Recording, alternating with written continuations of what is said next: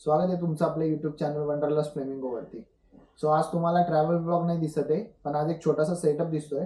आणि हा सेटअप आज मी मांडलाय एका गोष्टीसाठी की आपण करणार आहोत DJI Osmo Action 4चं अनबॉक्सिंग, आणि हा आहे ॲडव्हेंचर कॉम्बो.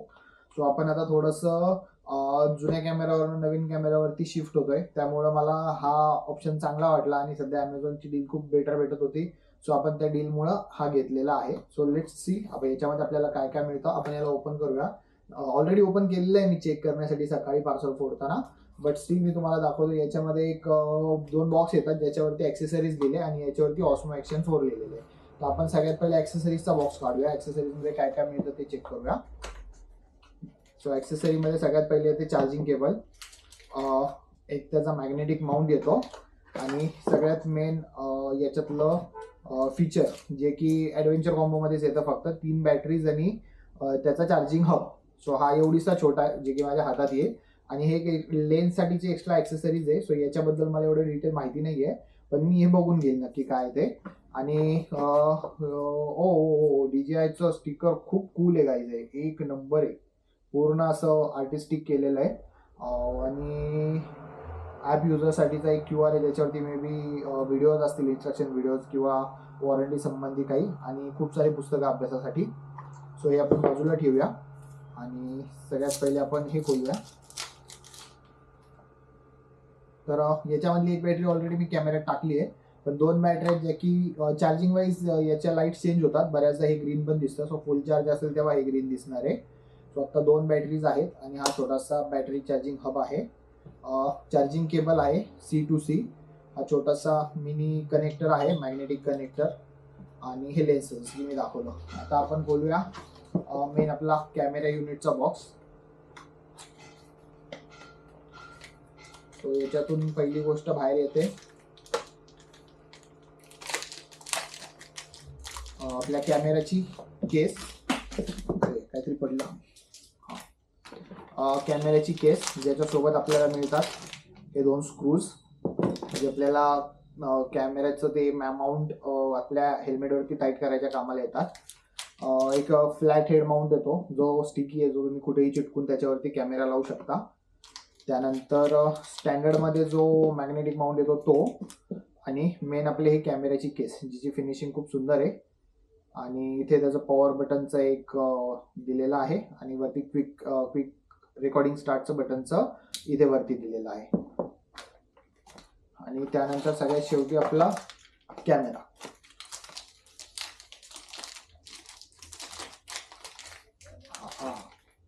मस्त प्रीमियम फिनिश आहे. फीचर्स तुम्हाला ऑलरेडी खूप दिसतील, कारण कॅमेरा गेल्या वर्षी आय गेस लॉन्च झालेला आहे.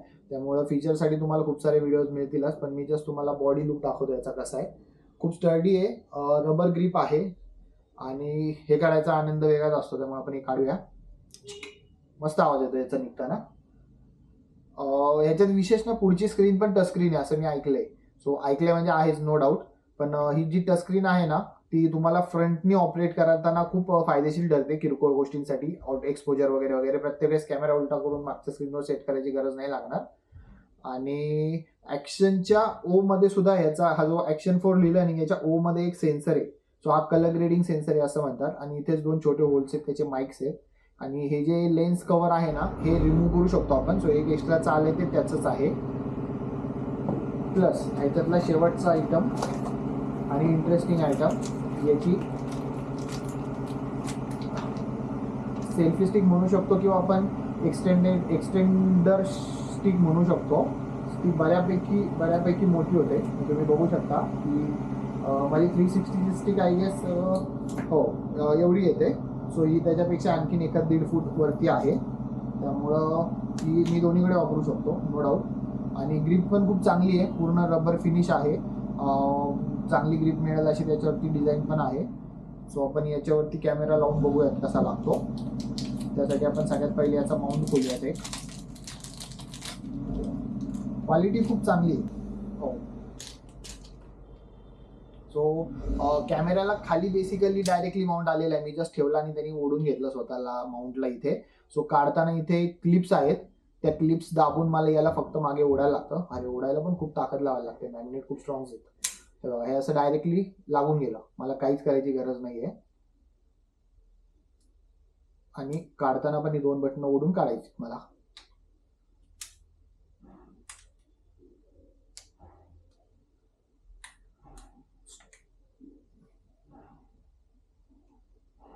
एकदम स्टडी बसतंय. आणि हे ॲज इट इज आपण याच्यावरती माउंट करू शकतो असं.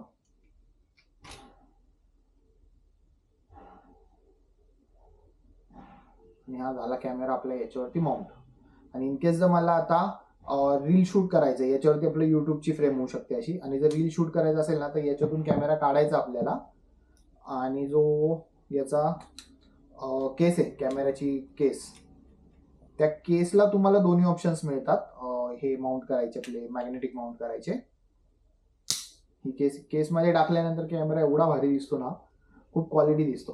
सो सेम अगेन फक्त मला इथं टच करायचं आहे, हे याच्यावरती लॉक होऊन जातं. आणि सेम परत काढताना ते बटन दाबून मला काढून जर का व्हर्टिकल करायचं आहे तर मग मी ते इथे लावू शकतो आणि मी असं शूट करू शकतो प्रॉपर. एक कट करून आवाज येतो त्यावेळेस ते लॉक होतात.